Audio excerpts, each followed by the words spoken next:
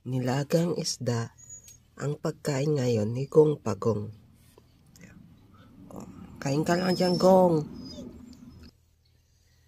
Yan. Para hindi ka magutom, Gong. Yan. Aalisan muna natin ng tinikgong ang isda para hindi ka matinik sa lalamunan. Kumain ka na, Gong. Ubusin mo yan. Pag di mo yan inubos, hindi ka aalis dyan.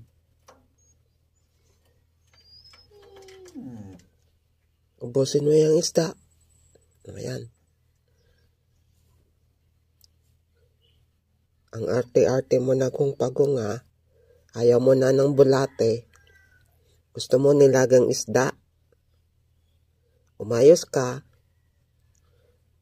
Yan. Dali na. Kain na, Gong.